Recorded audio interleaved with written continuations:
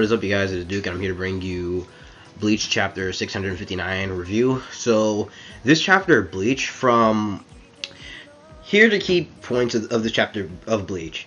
First off, Hitsugiya and Gerard, then a flashback of Uryu, his father, and conversation between him and Ichigo, which provides characterization for Ishida. And then the third key point is Hashvald showing up with and he has the A for Almighty. He now can see the future, and the ending, Ichigo already at the palace, like already at the palace area. So this chapter was really surprising because from the title, obviously, we thought it was mainly going to focus on Hitsugiya, and Hitsugiya and Gerard attacks Hitsugiya, and Hitsugiya, he dodges and he goes into his Bankai stage, and his Bankai stage obviously allows him to fly, because the other Shinigami they can't use their they can't create footholds to or fly, since they're up in the Quincy domain in the Royal Palace area, and they're basically limited, and they have to run and stuff like that, so they can't fly. But Hitsugiya, thanks to his Bankai, wings, yay.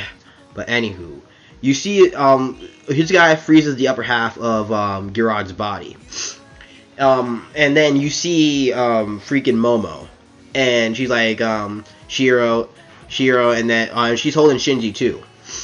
So here's the thing, and I can see this happening, I really can, but I really hope Kubo does not go that route, because if he does, it's going to be exactly the same as the whole thing with Kyoraku in the Now, mainly where he Momo comes in with some freaking power she thought she never had, we never knew she had, and stuff like that. No. But anyway, here's the thing. And sorry, I got a cold. But fuck. But anywho, I don't want that to happen, and I don't want to be like on a 2-on-2 like Momo and Hitsugiya versus or Rangiku jumps in there versus Gerard, because Gerard, think about it. From all the previous Elite Star Knights, they've all said what their original powers was, but they revealed once they went into their Volstandig and stuff like that, and once we got to know about them more, we find out that their ability also has other attributes to it. For example, Perninda. We thought its nerve would just infiltrate your body and then completely crush you and stuff like that, and turn you into a giant ball of meat. But then we find out that once its nerves infiltrate you, he actually gains more knowledge and about more knowledge and stuff like that, and actually grows more. And not only that, when you sever its limbs, the limbs actually regenerate and grow into another Perninda. And and when it comes to Baro, for example, we find out that even though his ability was to pierce through anything, whenever his eye, his left eye opens, whenever he's attacked, his left eye opens, which is surrounded by the X, and it opens and it makes him intangible. And if it's done that 3 times, he can fight with his left eye open the entire time and fight completely while he's intangible. And Baro, he does have a form of regen as well, so that's another thing too. So I know that for that Gerard, he does have something else other than just growing and becoming god size. And I hope to see Shinji, and I hope Hisagi comes back at some point. I really do. But enough of that. Because if Hitsugiya defeats Gerard by himself, even if he does have a freezing attribute to his ability, even though he has a freezing attribute to his ability and he can freeze Gerard, that would be complete utter bullcrap, because Gerard, he's the heart of the Soul King. Like, he shouldn't be beaten that easily. And that also brings us up the theory if Gremmy is the brain or not, because Gremmy did turn into a brain without no explanation whatsoever. So I can see Kuo using that. But anywho, the main beef. So we have a flashback of Ishida opening the door, and he sees his dad doing an autopsy. And it was revealed the autopsy the person he was doing the autopsy on was actually the corpse of his wife and Uryu's mother. And that was like, whoa. And then we go to Uryu and Ichigo, like hanging out outside of school, like on the roof of school and stuff like that. And they're having a conversation and stuff like that. And Ichigo is asking Uryu, "Oh, dude, like, so why are you even going to school and stuff like that? And I mean, with your advanced with your brain and stuff like that, why don't you become a doctor and everything?" And then Uryu says, "I don't want to become a doctor anymore." And Ichigo took that like as, "Oh, so you did have the desire to become a doctor at one point." And then Uryu, he remembers his dad doing the autopsy on his mom and stuff like that. And then Uryu said that day he vowed never to become a doctor, because he doesn't want to go through that. And then Uryu then questions Ichigo about how come he doesn't want to become a doctor. And then Ichigo is like, "Look, my dad, he's special, and he doesn't consider his father a doctor. He considered him special." So then we go back to real time, and this time with Uryu, and he's heading inside, and then you see Hashval coming down the stairs, and Hashvald, he begins to question Uryu, and he's like, "I have during nighttime I have His Majesty's power and stuff like that. So, and I see that that the future leaves me reveals nothing but worry when it involves you," which means and then Uryu, he begins getting cautious and stuff like that, and then he's trying to like reason with Hashvald and stuff like that, and then Hashvald shows these chips that he has. And he's like, "Why'd you spread these out throughout the entire Royal Palace area and stuff like that?" And these chips were from like this glove.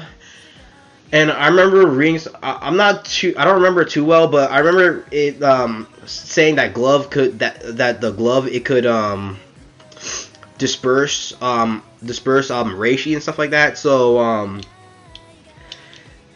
I don't know if so maybe Uryu was trying to like disperse the reishi around the entire palace area. So and I need to point this out, but Hashvald, his personality throughout this chapter, like, it was sort of like Box. It really was, because Hashvald, he used to be that, like, he was always that calm and collective type.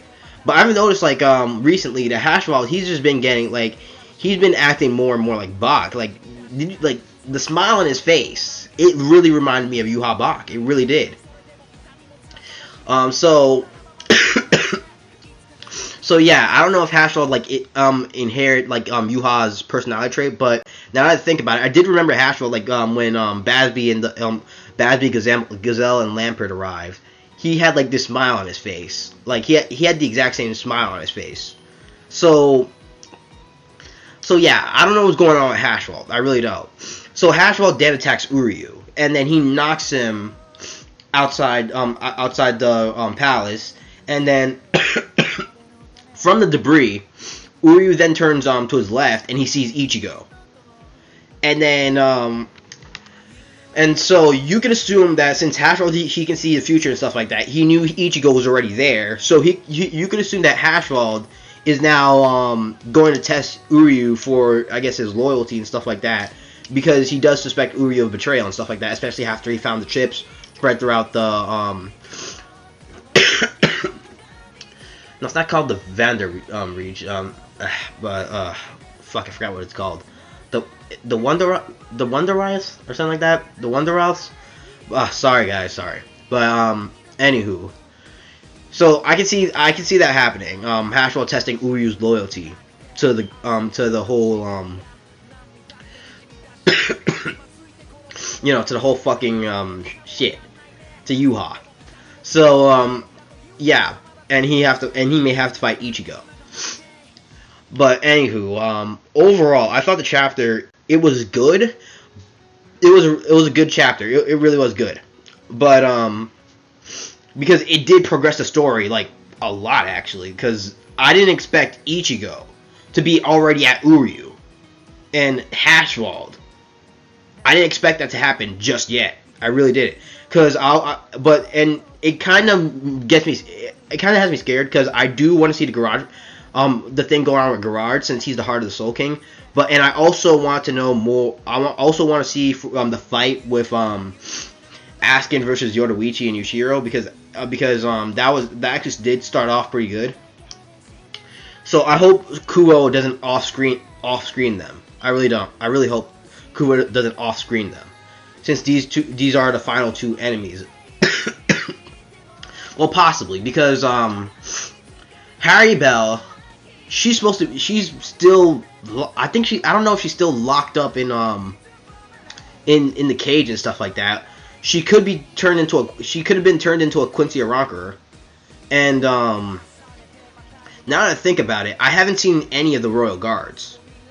Like, I haven't seen the bodies. You would expect the Shinigamis to like stumble at least upon like one of the bodies of the Royal Guards and stuff like that. I know Ichibe, he's still like somewhere around, maybe like trying to recover and stuff like that. But I'm wondering what happened to the rest of the bodies of the Royal Guards.